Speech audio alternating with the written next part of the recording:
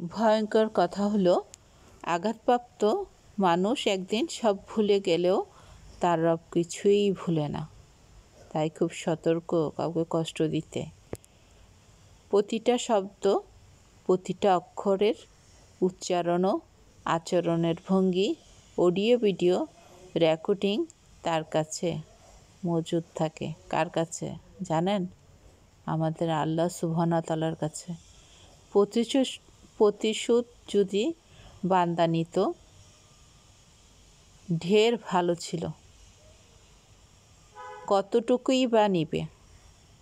মানুষ যখন নেয় কতটুকুই বা নেয়, হয় গালমন্দ করে, নাহলে তাকে একটু আঘাতেই করলো, নাহলে একটু ধাক্কাই দিল। কিন্তু শাস্তি যখন রব দিবেন, নিশ্চয়ই তার আযাব অত্যন্ত কঠোর। নিশ্চয়ই আপনার রব কিছুই ভুলে না।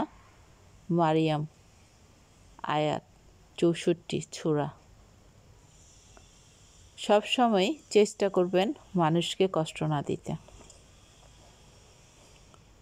চরিত্রের কিছু খারাপ দিক আছে: দ্রুত রাগ করা, অতিরিক্ত বকবক করা ও দুষ্ধারা, অহংকার করা, ব্যবহারে কঠোরতা করা, মানুষকে তুচ্ছ-তাচ্ছিল্য করা, গীবত করা, কারো অনুপস্থিতিতে সমালোচনা করা, মানুষের দোষ খুঁজে বেড়ানো বা কারোর পিছনে লেগে থাকা, গোপনীয়তা প্রকাশ করে দেওয়া, হিংসা বিদ্বেষ করা, কৃপণতা করা, স্ত্রীর সাথে অশালীন আচরণ করা, কাজের লোক বা কর্মচারীদের সাথে খারাপ আচরণ করা, প্রতিবেশীর সাথে খারাপ আচরণ করা, যে উপকার করলো তার প্রতি কৃতজ্ঞতা প্রকাশ না করা,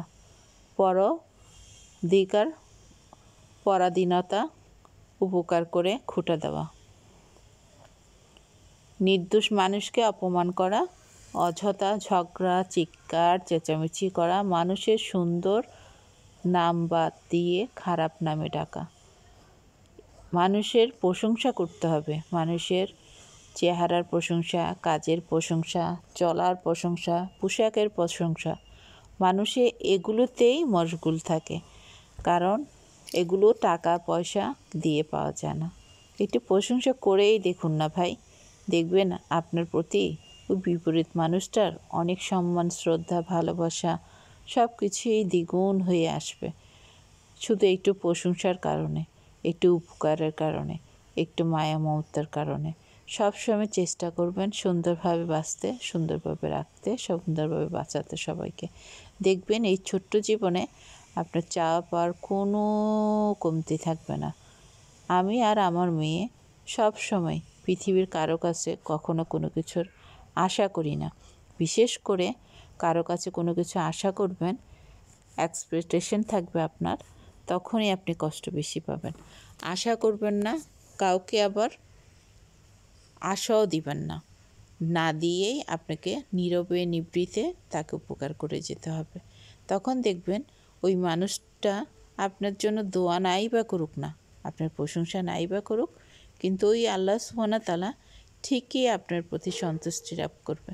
আল্লাহ সুবহানাহু ওয়া তাআলা বলবে যে আমার বান্দাটা আমার নির্দেশনা চলছে, সবর ধরছে, ধৈর্য ধরছে, নিজের মতো করে নিজের জীবনটাকে এলোমেলো করে খারাপ পথে প্রবাহিত করেনি, নিজের জীবনটাকে নোংরা পথে নেয়নি।